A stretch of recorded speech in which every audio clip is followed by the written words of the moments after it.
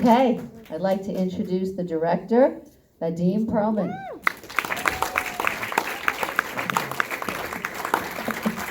I'm going to ask him a few questions and then we're going to open it up for the audience. You want to sit up there or in a real seat? This is good. Don't break the Laemmle Theater.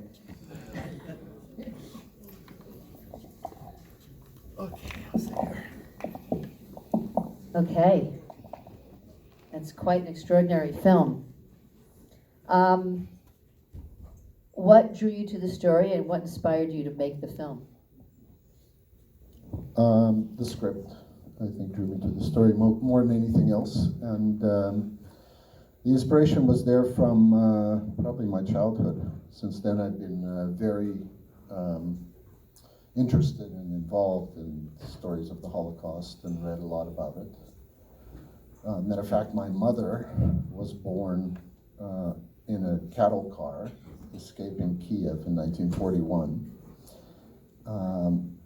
Somewhere in Siberia. She was born on the floor of the cattle car, and that was a lucky thing because if they stayed, they would have died in Babi Yar.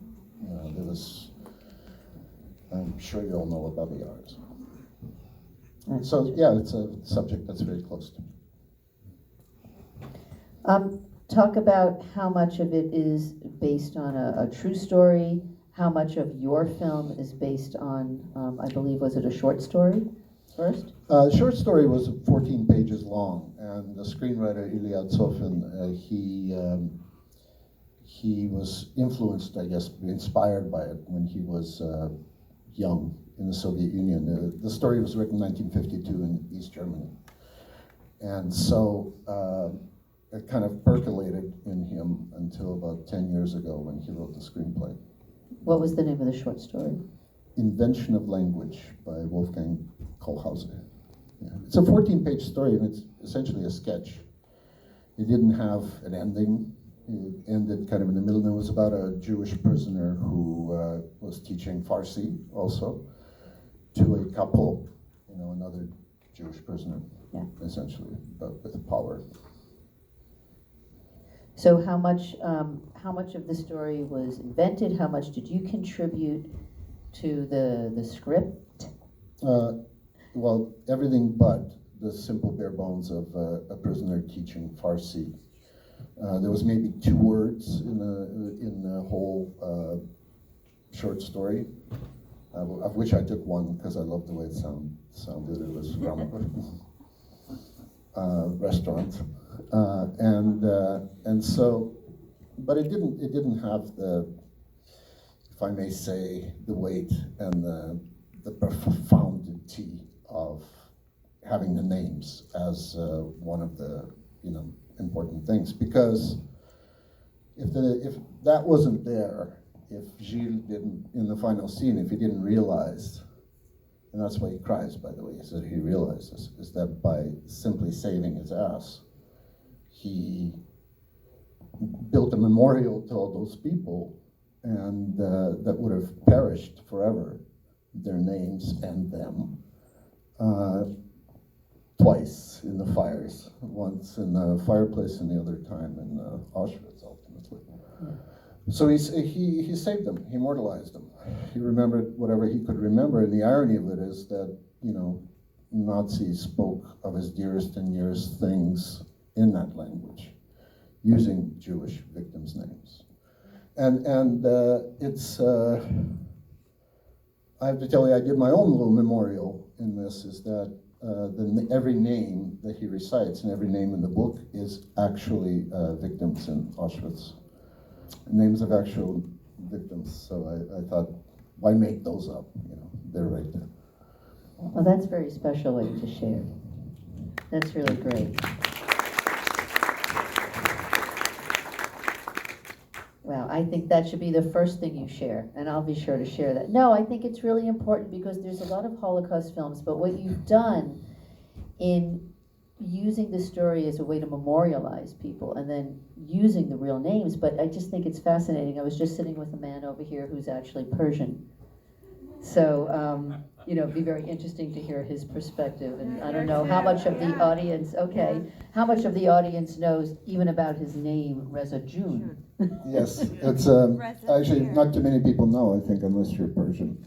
But June in Farsi means, in their everyday use, means dear one. And they use it like they'll say, Vadim June. My ex-father-in-law was Persian, so he would say Vadim June, which means dear, Vadim dear, And so on the flyleaf of the book was written to my Reza June. Yeah. Which meant to my dear Reza. And of course, when asked by Koch, is that your last name, June? He said, yes. And so, but your Jewish character didn't know that either. No, of course he didn't. That's why he said yes. So there is another bit of irony, I think, that I almost caught later. It was, to me, it was just a clever ploy, but I caught when he runs into the barracks to save him, and he's screaming, dear, dear, dear. Yeah. Yeah. It's very funny. But again, getting back to using parts of the names that, were ultimately killed to create a language is just an extraordinary idea. That's all Mr. Zoffin, our screenwriter. It was a lovely, lovely conceit, and I think brilliant conceit. And that's what made this film, I think, resonate. I mean, without it, it would just be a story of one clever Jewish guy. Yeah, who's almost like you wouldn't even think. I mean, how many of you believe he was actually Rabbi's son? I don't think so. I think it was just a little trickster, probably a little thief. Who knows? It's Chaplin-like character. Interesting. And for him to basically survive, he wasn't a hero in any way. At some point he kind of wanted to become a hero, but then Koch yanked him out of that column, going to Auschwitz. So he ended up being. I'll tell you an interesting tidbit.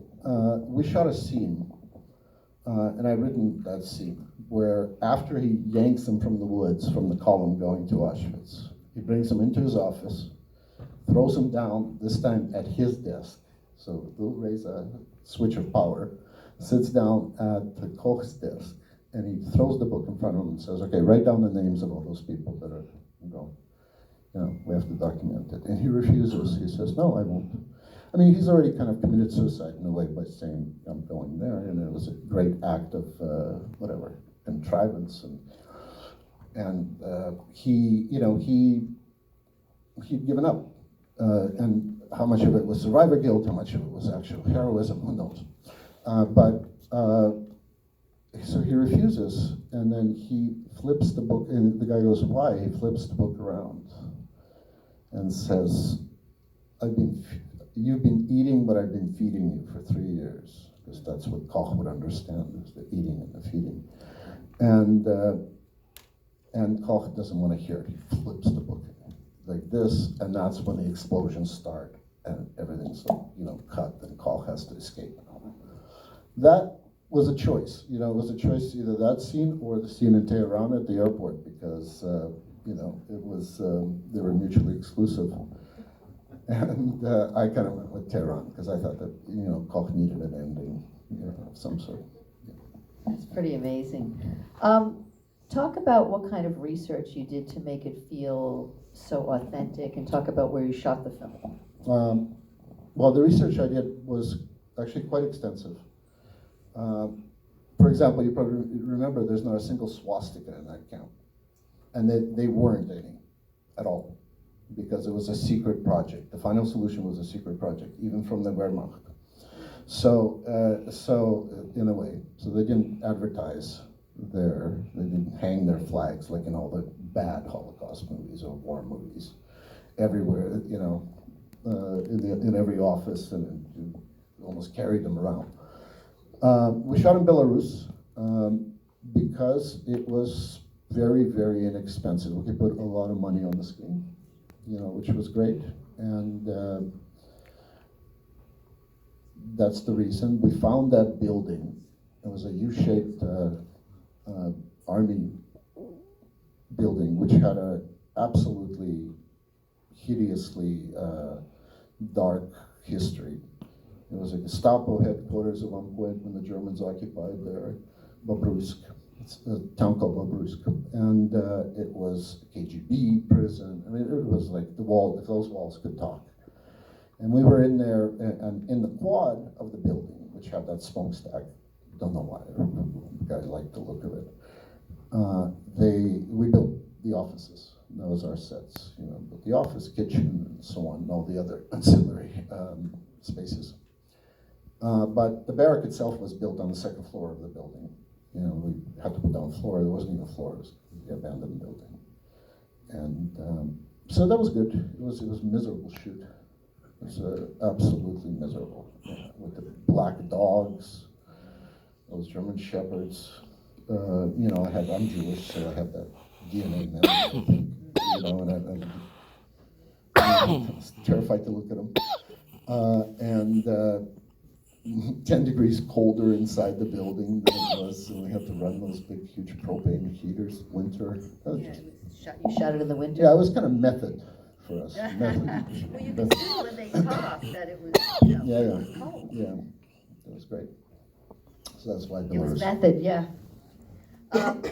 Okay, so talk about, these obviously are some challenges that you faced with shooting. How long was the shoot? What other kinds of challenges did you face during the production of it? The shoot was, I think, 40 days, which is great. In Belarus, 40 days, only in Belarus we could get 40 days for our budget. Challenges like, on every shoot. I think the actors suffered the most because they all came from Europe and they all were in this kind of ex-Soviet environment in a small town in Belarus, and they just kept asking me, "Is that all you guys eat, buckwheat?" and little cutlets, because they said first 40 times it was great, really delicious. But so there was a bit of a slog for them too, which is in a way method too, which is kind of good. There wasn't the usual trailer kind of. Like Hollywood. Yeah, exactly. Now, the whole movie was in German. Yes. Do you speak German? No. So how did you shoot a film in a different language? I was like the blind director, that says, "Now what's going on?" Why won't anybody tell me what's happening in this? And yelling cut in inappropriate times. I got with it. I couldn't follow along fast enough because obviously the original script was written in Russian, and then I translated it to English, and then it flew to Berlin, thank God, electronically, every day for translation to German for the actors. And now here's another tidbit, is that Nahuel is Argentinian, is Argentinian, and he speaks Spanish, of course, fluently, and he lives in Paris, he speaks French fluently, but he doesn't know a word of German, which was, it was weird because I kind of missed that when I was casting, so when he came, I said, just do the English, when I had when they first met, and I spent like 20 minutes with him just running through a scene. He said, "Can we do it in English?" I go, "Yeah, but not the whole film." And he goes, I don't know German, sorry. And I was in Berlin. So another piece of irony, I love irony, was the night before the actual filming, they were staying in the same little hotel, and so Lars, the Nazi, would sit with Nahuel and teach him how to speak German phonetically, and the exact lines that he was to say next day on the set. And on the set, Nahuel, or Reza, was teaching Koch how to speak the language. So language. Yeah, it's That's amazing. Yeah, and but after a few days shooting in German, I went to the Germans. We have a lot of Germans on, you know, in the cast, and they said, "Wonderful. I mean, really great."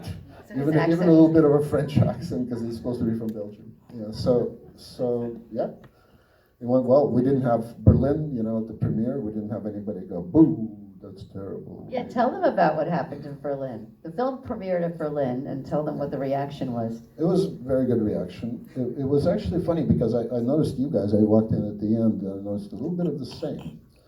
And but when we had the first screening in Berlin, it was the first audience I ever had with this film in Berlin, and it was in the Grand Palace. And it was probably about, I'd say, 80% German. It was an international festival, but you know, 80% native. And they laughed and laughed, you know, and it was very strange. Like, for example, did you guys laugh? I wasn't here. Did you guys laugh when he said, no, of course he laughed, but you should have laughed in 3 places, really, 3 places, you know. Anything else for me is like, whoa, why are they laughing? But one of the things was the first time they laughed, because you don't laugh at that shooting or anything. Thank God the Germans didn't laugh at that. But there was when he goes, "What's mother's name?" And he, you know, he pauses for a minute, trying to get his brain together. "Come on, I'll have you shot." You know, it's the first word that a child learns, and he says, "Anta." A giant roar of laughter, you know, at that word in Berlin. Well, but that's what I said. Why?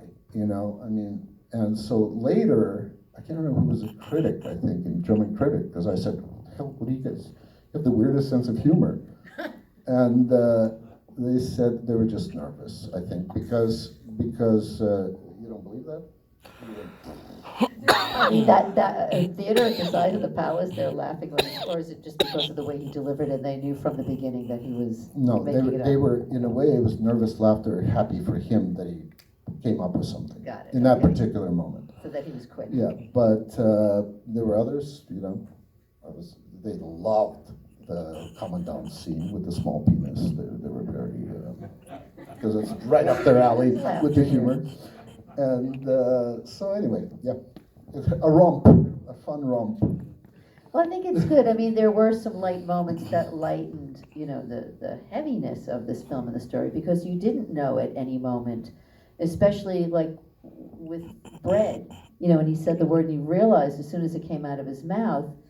And, you know, you almost started to feel like Koch was almost human for a moment.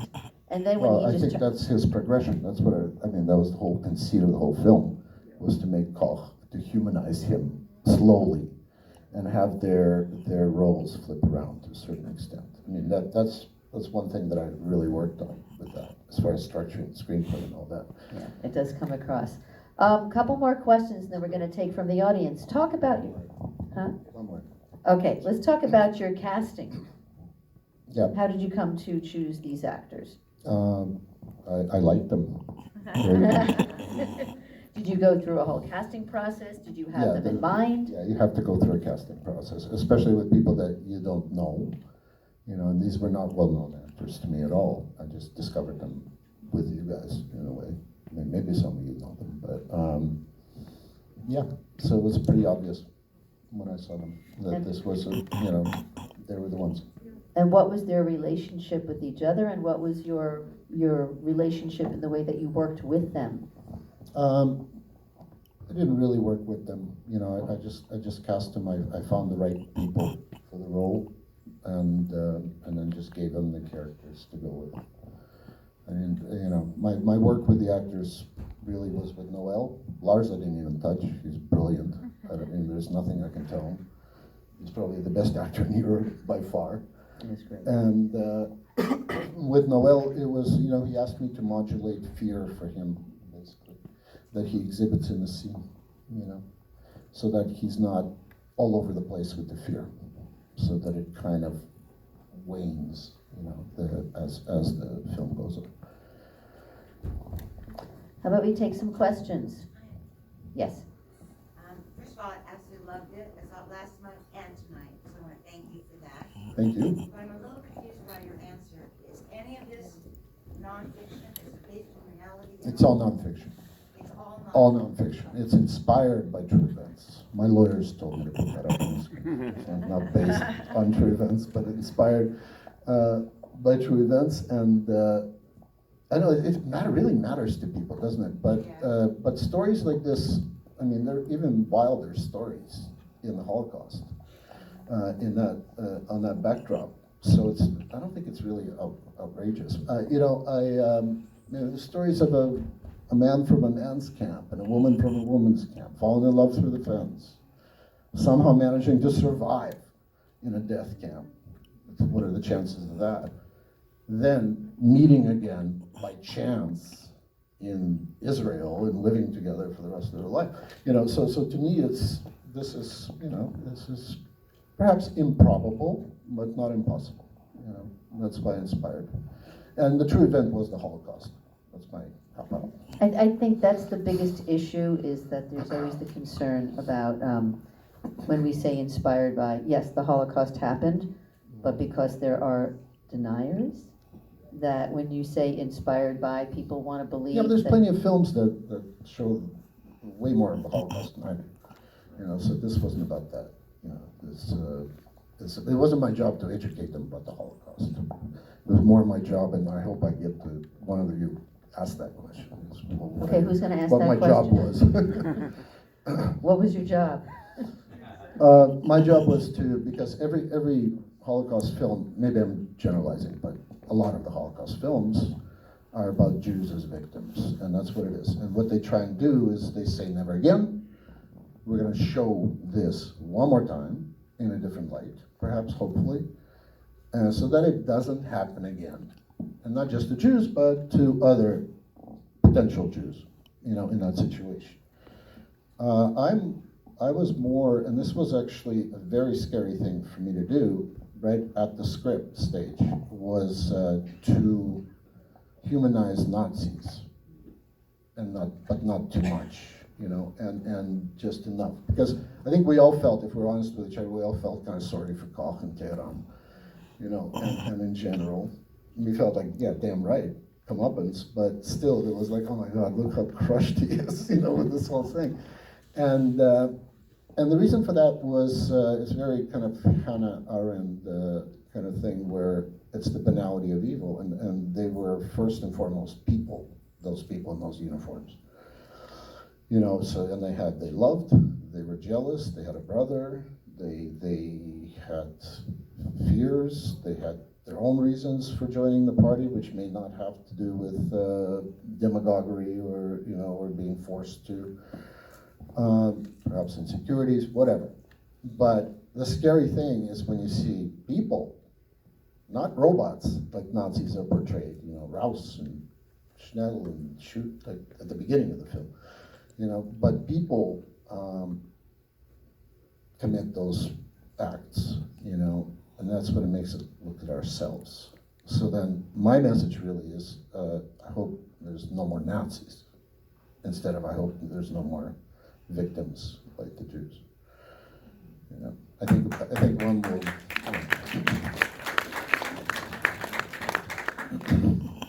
Thank you for your beautiful film. I'm a Persian speaker, a real one. So for me, when I heard. I don't know. Are you really a real one? So what's mother? But to me, it sounded like gibberish. But I'm curious, if you're a non-native speaker, that might sound similar actually. So how did that language get developed? And also, your other movie, The House of Sand and Fog, was about an Iranian family. So can you tell me a little bit more? Is it just coincidence, or you? Yeah, it's just a coincidence. I'll answer the second one. It's mother of my kids is Persian, but that's about the only connection I have. Well, there is inspiration then. Yeah, in a negative way.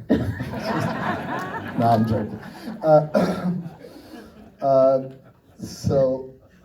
Desperation. And the first question, the language. The language actually is a good question. We needed for him to say something, to teach him something. And so I went to Moscow State University. There was a linguist, and gave him the dream linguist task.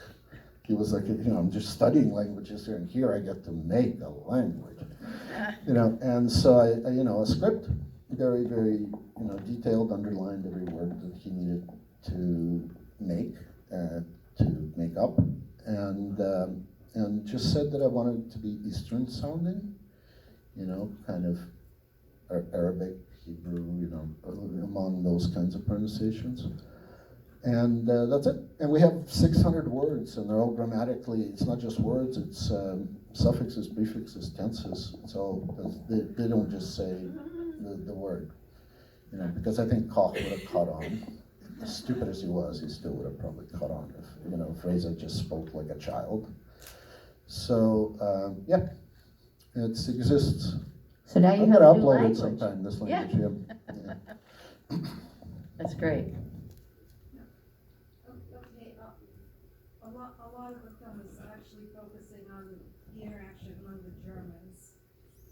And yes, they're involved in petty problems, falling in love and all that.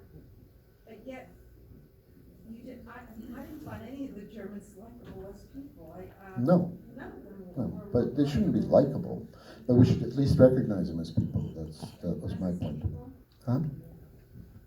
Yeah. No, because it was. They weren't robots the way they were portrayed otherwise. Because robots are easy to excuse. It's like the scorpion in the boat goes, well, he's a scorpion. He stinks. And that makes it, they're Nazis. That's what they do. But by humanizing them makes it even more horrific. You look at yourself. Like, Humanizing in such a way that they have no sympathy for what they're doing to the then they didn't. Jews. They didn't. It's like their job is to kill Jews as long as they're doing their job. Yeah. That's what they did. Okay. You don't like that I portrayed that? That I showed that? That was the truth. That's actually based on real events. No, that was the truth, because I know that the reason they came up with gassing as opposed to shooting is because More of efficient. the impact it had on the Exactly. Germans who were doing the shooting. Exactly. They didn't care about the victims. Exactly. They were supposed to. Yeah, but they've culled those people out through the process. The Einsatzgruppen, they were shooting people in ravines and, in those pits, that the ones who couldn't hack it were sent home and placed with new ones. There was a lot of psychological effect They on, used a lot of alcohol. and If methamphetamines. you forgot to shoot a baby or something, give them some vodka, they used a lot of alcohol. In their kits, they had 3 tablets of methamphetamines a day. Yeah, because it's easier to do crazy shit. Is there a question, or are you just calling it out that it was upsetting to you? No, it's just, the Germans were not made likable. That's the thing. I still. We're not or should not be? What are you No, trying they to say? should, well. No, it's interesting. So they weren't made like, well, great, wonderful. That's good. Yeah, I'm glad you didn't like them. Do we have another question? Yeah, I really enjoyed the film. Thank you. I might disagree that I actually find some of their experiences relatable. But I wanted to ask about the cinematography in particular, because usually these kind of films are very contemplative, static, epic in a way, and this felt very like the camera with the characters moving throughout the world that they were in. That was the music that made it seem that way. It's actually very simply and statically shot on purpose, Okay, but it felt yeah. like a POV constantly, and I just POV? wanted to ask, yeah, from There's not a single POV in the movie. from the perspective of the main character, it's like where the scenes were with him. It felt like the story was with him at all times. That's great, thank you. What was the question? Yeah, I guess the question was like, why were the choices with cinematography? Why were the choices with the cinematography? It was a creative choice. It was cinematography to be with the characters and not to go look at me directing. And to just have a canvas for the characters. It wasn't, it ended up being beautiful because Vladislav is an incredibly talented cinematographer. Yeah. But, you know, we purposely stayed away from any prime colors, you know, it was all Yeah. earth tones. So dark tones. Yeah, it was, stayed away from blue. Yeah. Red even. Yeah, there's no red. Oh, okay, we have a question here and then one up there. Loudly, please. So they can- Sorry. Or we can repeat. You know, when I see certain films, especially this one that took place with a lot of snow, when your film is green lit and you know that you're going to have scenes that have snow and it's very important, how do you choose when to shoot those scenes and how to overcome if it's not seasonal? I'll tell you. There you go. Can we repeat that? Tidbit, he says, how do you choose, you know, how do you deal with the snow? Like it falls, it melts, and so on, when you're in your schedule. Yeah. Right, so the scene of them clearing the snow, you know, we had shot scenes that were in the movie after that. A lot of overcast When he's scenes. finding the doll and so A lot on. of That's a fog. different question. Oh, sorry. Yeah, Sorry. you know, so what, you know, we're faced when one morning we woke up and the whole quad was filled with a foot of snow, you know, we had all those scenes after. Tell you the truth, I absolutely despaired. You know, I was like, well, this is screwed. You know, and we're not gonna, you know, can we melt it? No. No insurance. Can we do anything about it? We gotta shoot today. And so on the way in the little van, I said, well, I didn't actually, my assistant said, why don't you do a scene where they're clearing the snow? That's Which was brilliant. brilliant solution to the whole thing, you know, And and it's actually one of the best shots. I love that. yeah, it's I love that. Bruegel. Love It that ended up flank being very shot. Bruegel-like, yeah. Yeah. But, you know, so I don't know if they could have cleared the snow that well, but, you know, in your mind, they cleared the snow. There was a question up there. Yeah, I wanted to know about the last shot on Max. What was your direction for him? Because he looked between bewildered, sad, vindictive. I think you should keep going. Yeah, you know, lost to quite a bit. There was a scene, actually a whole sequence shot. You were wondering, why the hell did we go back to that snowy church at the end that he Yeah. walks by? Yeah. Because there was a whole scene shot, and it was the last day of the shooting for us, where he's walking by the church and Max is in there, because he had escaped. And Max chases him down the snowy alley and starts killing him. And the Italian gave him that knife in that version of the story. And so he sticks and kills Max and walks away. You know, and walks on further. So I like it better that you just left it. yeah, left him to suffer I think in these his are own- all good decisions. Yeah, I really do. What happened to the Italian's mute brother? Did he stay in the farm or did he come back and? Because he swapped places with him. Yes, he did. So What happened to him? I don't know. How funny. He just left